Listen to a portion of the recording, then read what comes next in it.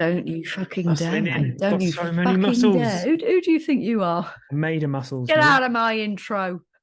You normally go hello, hello, hello. That would work as well. Who do you think you are? Get out of my Get out of my shop. Get out of my intro. That's Peggy Mitchell, isn't it? For those of you in the UK or EastEnders fans. Yeah, a large portion of our listenership is based in the USA, so they're probably not going to. How do you know they don't watch EastEnders? Well, some will. Try and shore up their Cockney rhyming slang. Yeah. Is she still alive, or is that a bad question to ask? She got quite ill, didn't she? I think she got quite ill. I don't know, to be honest with you. I wouldn't know. Sorry. She's like a fucking legend, isn't she? From the Carry On films and everything. Yeah. That's what I was thinking about, that one where is it Carry On Camping, where she's doing the exercises and her bra pings off. Yeah, how things have changed. That was like you definitely wouldn't get that these days, would you? Anyway, so today we're talking about a really important subject. I've learned a lot about this over the years. I need to ask you something before you do that. Oh, go on. I need to ask you to remain at a equal distance from the microphone throughout today's recording, because there have been some times recently where you've had your legs up sunbathing or something, and your face has been, and there's only so much I can do with that. So I just need you to have my face where? Well, like you've had your feet up to Sunham or whatever you were doing, and your face has sort of been turning a bit, and you've been close and then far away. And I could just do with you remaining 20 centimeters or so from the microphone at all times, please. But please do continue. Yeah, that's what I'm just going to tell you now. It's not going to happen, Mr. Sam. But thanks for the pointers. Right. Here's something for you. We're talking about patience today, mate. So you can learn how to cultivate some patience with my requirement to move. You might want to ask the listeners for that, because they're the ones that are having to do the equivalent of, when you squint your eyes so you can see whatever the equivalent of squinting your ears is, so that you can tune in. Does it sound that bad? No. But it is, we're aiming for professional. Ellie, have you not noticed that the number one value that we are working towards on this podcast is professionalism? How many fucking times have I got to tell you this? You're definitely in the wrong place, mate. Well, I think you are. Right, come on. Quite literally. So, patience. Talking about patience. I used to have a beautiful picture of patience in... It's like hospital ones? No, as in patience, the kind that you want to cultivate in life to be more... How do you have a picture of that? That's it's beautiful. It's in Japanese script, and I don't know where it's gone. And I used to look at this thing and think, I wish I could be more patient. Maybe if I keep looking at it, I'll cultivate some. And the reason this has come up recently is I've had lots of conversations with people who, in coaching conversations, they've kind of, sorry, just moving my head there, Mr. Sam. They've done that thing of, they have an insight through the coaching conversation, and then the realization at the end is, oh, I need to be more patient with this. I need to have some more patience. I'm not a very patient person. And that was kind of the output of lots of conversations in the last week. So I thought it would be a really good thing for us to talk about. Yeah, it's really cool, actually. I just came off the back of a really cool weekend, hanging out with some people, looking at some cool shit, doing some coach training stuff. And I think one of my biggest desires in life, my heart's desire right now, is to slow down, because I didn't know who it was, but I was listening to that. Is it Mac Davies' song? Where you going in such a hurry, or whatever. They're like, stop and smell the flowers. I don't know if that's where it comes from, but that's Can one. you sing it for me, just so we can get a sense? In Japanese. I don't know. It's like Japanese country. Accent. It's country. You want me to do Japanese country western? Yes, it's wonderful. New genre. Sounds delightful. I don't know if it is a new genre, actually. Enlighten us in the Facebook group. Is that a new genre? No, I kind of realized that it's very easy to be very kind of like to be very goal setty, and we're a very goal setty what's the word? Civilization. That seems a bit grandiose. Society, whatever. But I mean, like, a lot of this civilization is kind of goal setting, and there's nothing wrong with goals at all. But I think, as we were talking about earlier, mate, if we're in the illusion that we can't be happy or we can't feel a certain thing until we've achieved said goal, then we've set ourselves up basically for, well, we've put our whole life at stake. Not our whole life, we've put a set of feelings and an experience, we've staked it against that circumstance. So effectively it's, I can't be happy until XYZ happens. And we all do that a lot, and then we can get in a hurry, obviously, because it makes sense. It's like, well, I want to be there now, I want to get there really quickly. And so anyone who knows anything about me or Ellie, and there's so much going on. I've got co-creation projects coming up here, there's like podcasts being made, and I love it all. It's all beautiful, it's all great.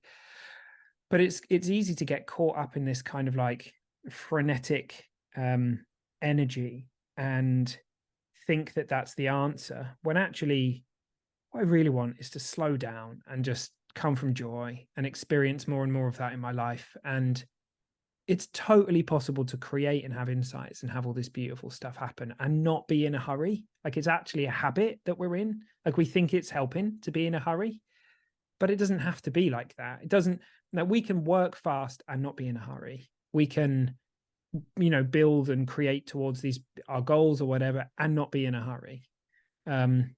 So patience looks like patience is a virtue. I guess that's the phrase, right? It is. It is. While you were talking, your friendly orb was just having a little whirl around your face. Is it? Yeah. What are they supposed to be? Are they like, is that a ghost or something? Well, effectively, yeah. Yeah. Is it? Manifestation of, some being. My old hurrying ways. Yeah, maybe. That orb wasn't in a hurry, was it? No, it was kind of just like looping round. See it quite often. Maybe loopy orb. Maybe now we can. Maybe it'll show up on the old video shorts things. Will it be like one of those videos where you watch it back and they do like a freeze frame and they circle it and they're like, there's the orb, and it's a bit of dust or whatever. Or maybe it's not dust. It's not dust. Dust doesn't move like that, mate. I've researched all of this. Fair enough. So I'm open. I just you know me. I like to look for the evidence for these things, and so I'm very open to it. We can have a conversation about orbs sometime soon. There we go. Yeah, let's get like a medium or something on. That'd be quite cool. I don't think I know it. Do you know any mediums? I do. I know a couple. Like as in two mediums that live together, or? Oh no, not a couple. Sorry, I do have a story about a medium that was it was one of the funniest things that ever has happened in my life. You know that guy Colin Fry? Have you heard of him? I don't know. It rings a bell. Is he on? He's not on telly, is he? I think he might have been. For a laugh, this is quite a few years ago. For a laugh, me and the husband who I was with at the time and another couple went along to this show in Cambridge, this mediumship show, and there was all like merch out the front, and you've got like this with his hands on his head, like looking sick, and we were all like all up for the merch. I don't think we actually bought the merch, but got in there. The whole thing starts, and he's kind of pulling people from the crowd for like, I've got this person, and they're really musical, I can see them playing the piano, and he goes through all of these things, and this is about midway through the show, and this hand goes up. It's like, and then he's fixated on this person, and he's pulling out all this stuff, and they're like this, right? And they do this, yeah. And it went on for quite some time.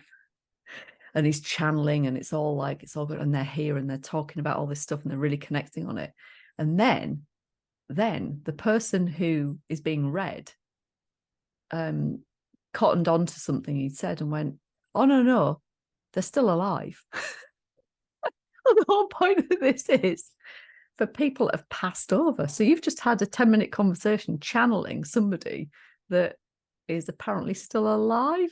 So at this point, then it starts to get a little bit. He's a bit is hot this under the really collar, true, isn't he? Mr. Colin? Or are you swinging the lead a bit, Mr. Colin? Very funny. He was not expecting that. And neither were we. So Curveball. yeah, it was. It was. Anyway, so going back to patience, I think that might have been a bit our biggest detour yet. People are having to be like, this is by the way, guys, we planned this. This is a practice for you to be patient while we get to the point. What's that phrase? Something about all good things come to those who wait. Yeah, there you go. I wonder where that came from. Anyway, when you were talking, I was thinking about there being some kind of balance to be had around, because what you were saying about goal setting, like I think it's useful to have sight of like what's important to you. Oh yeah, so for sure. Have an intention.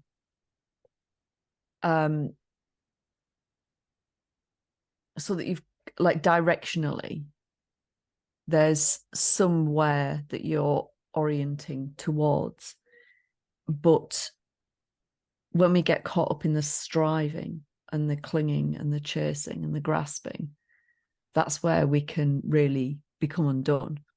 Well, yeah, and it's a great point. And I don't think I really meant what I said. There's nothing wrong with goals. It's not the setting of goals. The desire is desiring something, and having an authentic desire looks beautiful. It's when it becomes craving, when it becomes like I can't experience something until I get there, because the belief that's running is feelings are coming from the world, feelings are coming from circumstances, and they're not. They're coming, like, feelings of contentment and joy and love and peace, they come from within us. They're spiritual. They're not form in that way. They're not like coming from the world out there. They're coming from within us. So the real secret and we're not told this, is actually just wanting something just because we want it, just because it makes sense to us, because we're being guided to bring that into being, because it's going to be fun. But it doesn't mean our like whole experience of life is on the line, that we can't. So it looks like we start from where we want to go, and then we just then the creation is a really different thing. So I completely agree with you, mate. Like it's and then we get patience, right? Because if we realize that our experience is coming from within and not from out there, well, we can do all those things at the same time. We can experience deep, beautiful states of peace and contentment, and we can create. Now, I think the issue that a lot of people have, in my experience, is they think that they wouldn't do anything if they weren't motivated to. They think like, well, I'm just going to sit on my ass and I'm not going to do anything. But actually, no, like there's a huge creative impulse that's kind of ripping through the whole of the universe. And if you dial into that wisdom, that intelligence behind life, it depends how you want to think about it. Consciousness, the intelligence behind life, God, wisdom. There's all these different signposts we can use to point at it. Pick and choose the one that works for you. The moment you're dialed in there, where you're creating from is a really different place. And you don't have to be so activated about it all. You don't have to live in fight or flight so much. Yeah. I love that, because this is the thing. Like, you think that you're the doer. I am doing all of this. I'm responsible for all of this. Just as you say, if left to me and I kind of get free rein to not do, not problem solve, not fix, then nothing's going to happen. Like it's all just going to go to shit. And that's not true at all. That whatever desire that you have, that whatever desire you have that kind of leads you to that intention, that it's not really coming from you anywhere. It's like this unstoppable force, and you can kind of get in the way of it. I got in the way of mine for so many years, and we put things in the way. There's all of these obscurations and veils, but it'll get through. It's just like it's just a matter of time. Like it will come through. Like, it's unstoppable. It will find its way through, and you will be led and guided. So the interesting thing for everybody listening to this to play with is, what happens when you start to take your hands off the wheel? And I'm talking metaphorically here. Do not drive around with your hands unless you got a wheel, Tesla please. that drives for you, and you're Well, mine drives loud. itself for a little bit, but then it gets agitated and it goes it Oh, shit, like the steering wheel wobbles, so it reminds you to you don't want that, yeah. take over again. So, but it's this really interesting thing to play with, of like, well, what happens if I stop trying to orchestrate, to fix? Yeah. What if I took the view that there's no problem to be solved, actually? What happens? I'm gonna take this moment to plug my podcast. I don't do this very often, but fuck it, I'm gonna do it. So either when this goes out, it will be like 2 weeks in the past, I think, that I put a podcast out called The Art of Making Decisions.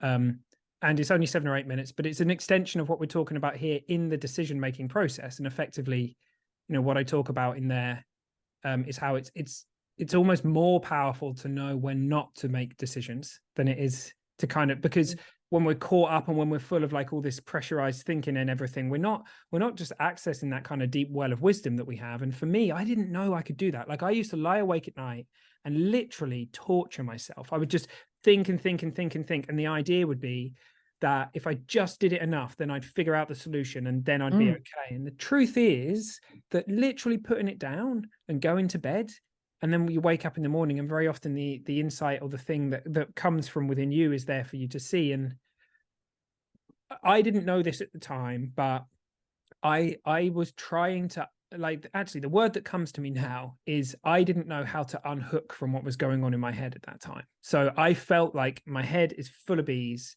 I can't unhook from this. I have to just follow this energy through to the end and get rid of it.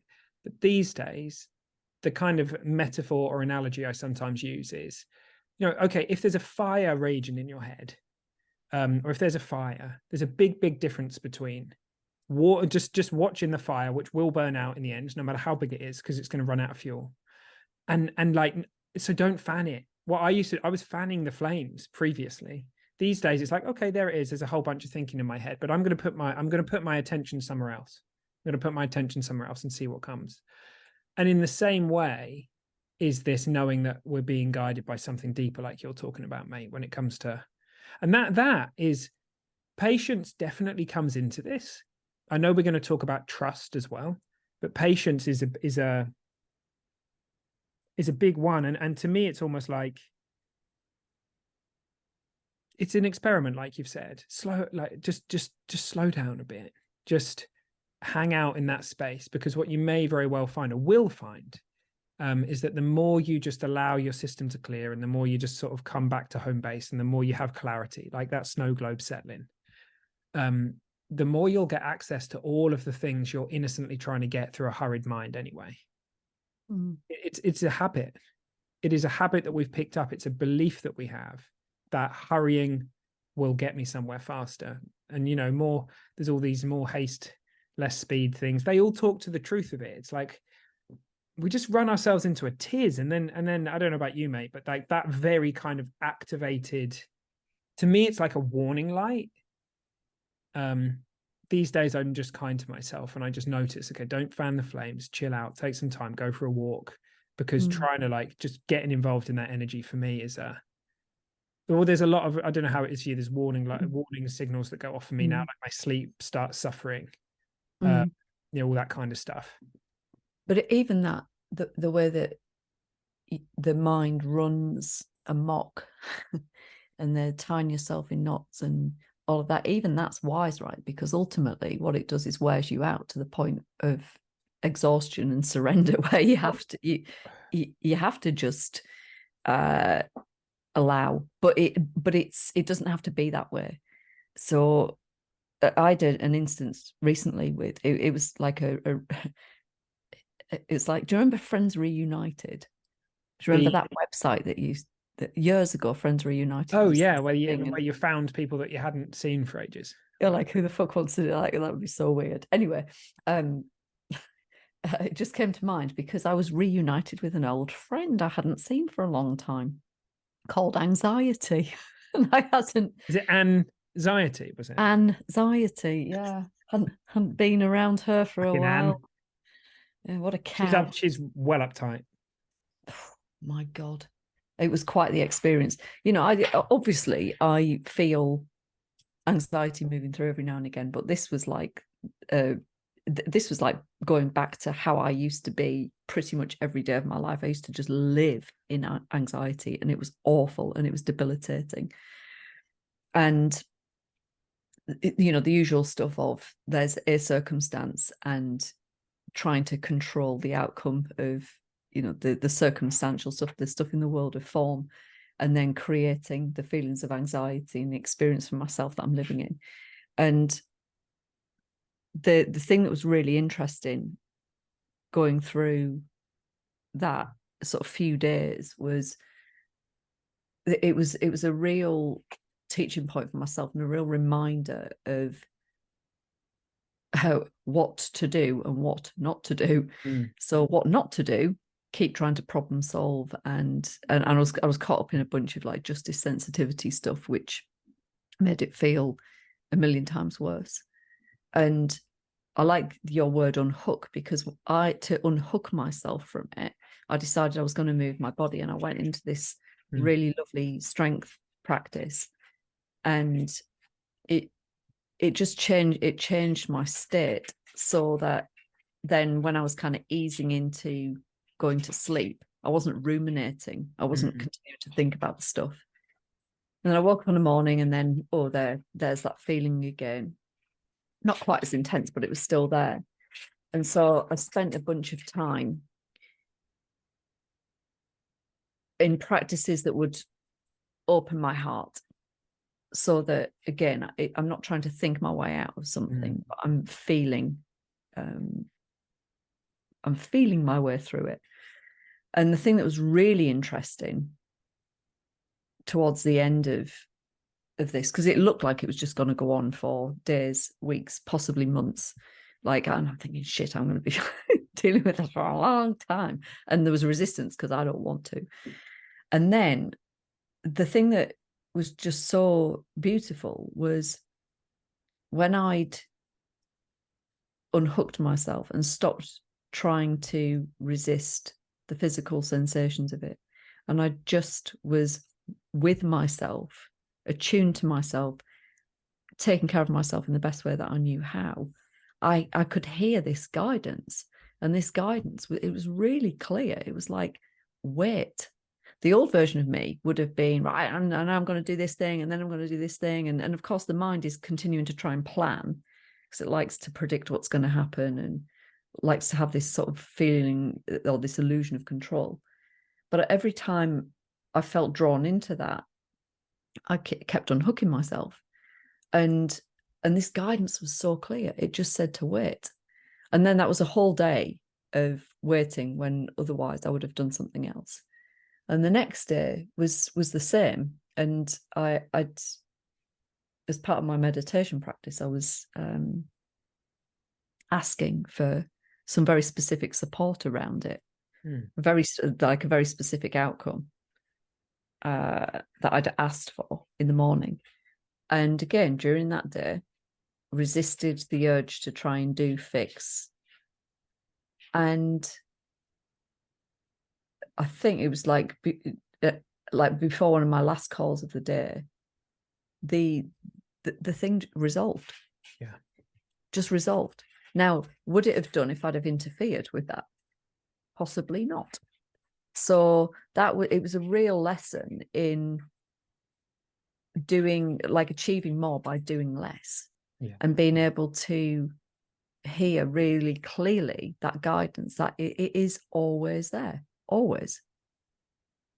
Oh, you bet. And I love two things. I love how you spoke about the deep wisdom in the system, even when it might not look comfortable. So I'd love to talk about it for a minute. And I love how you then showed how actually you can have an insight, and how something from the heart of your being, wait, and then something can be different. And so, you know, for someone who might be thinking like, how the fuck is burnout like wisdom? Well, if you think about it, if you've been believing that hurrying and being activated is the way to get stuff done, or you've been running on like like scarcity, like I have to prove myself, I have to get this done, I can't be okay until it's done, that kind of stuff, then that will make sense to you until it doesn't, right? And if you run that through to its extreme, in the end, your body is going to be like, we can't do this anymore, stop. And that may be illness, burnout, fatigue, whatever it might be, and it will put you on your ass. And then, in that moment, you may, I mean, for me, like I really did that to myself.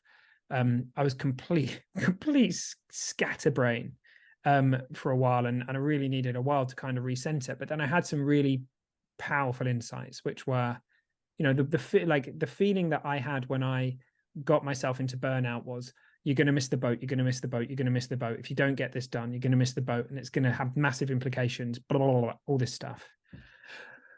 Then, in the end, it kind of put me on my ass. I was completely not in a good place. Me and Rob were absolutely fine, but our relationship had suffered because I wasn't really there at the weekends and stuff like that. My brain was just melting. I was just all over the shop.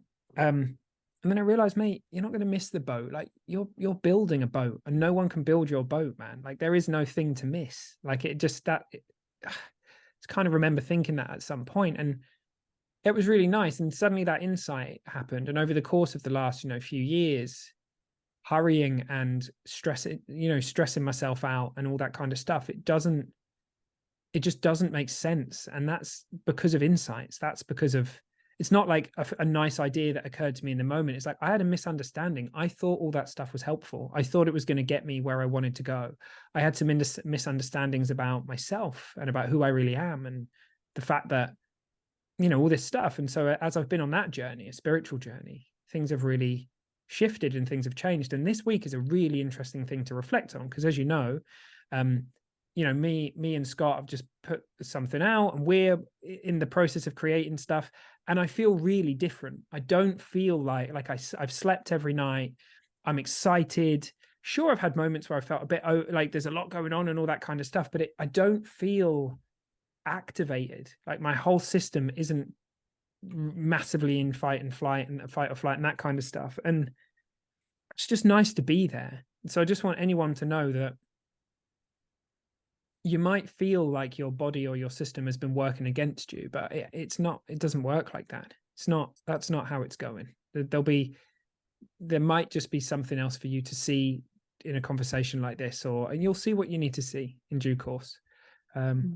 So yeah, I love that. And it's funny how we've ended up here when we talk about patience, but ultimately you can try and solve the fact that you're not patient, right? You can try and make yourself more patient. You can attempt to control your behavior to make yourself be more calm when you're waiting in line. Or you can look at the cause of what's making that make sense to you. What's making impatience seem like a valid thing, like a good thing to do. That looks like you're getting to the heart of it. You're getting more to the root of it rather than trying to control behavior, which is never the ultimate solution. No, it's just more resistance. So ultimately it won't work. You'll just suffer accordingly. Yeah, and it's just like, it ain't the end point. So the thing is, behavior is the point, the end, right? It's like we have we have a whole set of kind of imprinting and conditioning and all of this stuff that is within us, that is why certain things make sense to us, why one person does one thing and one person does something completely different. Behavior is the point, the end of that. If we try to kind of reverse engineer it so that we think, well, if I just change the behavior, well, yeah, okay, but all of the stuff upstream of that, all of the stuff that's making the behavior make sense is still locked in place at the end of the day. So we need to come back, and a lot of places come back to the world of sort of, belief, and there's a lot of belief work, and that's powerful, right? But there's another layer back, and the ultimate layer back is spiritual. It's who you are. It's the nature of your experience. It's not the content of your experience. And that's the place from where insights come. That's where that's where an update to your kind of perceptual system or how you see the world that's where that's going to come from. not a bunch of like, not how many notes you take, not how often, because I mean, this is maybe, you know, a nice thing to kind of wrap this conversation up on, mate, is that we see a lot of people who are innocently impatient to watch every single video and learn every single thing and push every single note in their brain and all the rest of it. But actually, that ain't necessarily going to cut it. Coming back into the experience of who you really are and slowing down a bit is much more likely to help you sort of have those insights and stuff. Although they can come whenever. You know, I had that. One of my biggest insights came in the middle of burnout, right? Didn't he? But we don't have to get there. Go slow to go fast. Isn't that? I don't know where that came from. Yeah. Came from somewhere. Yeah. And like all those things, they're like lovely phrases until they really make sense to us. And then suddenly it's like, oh, okay, it works like that.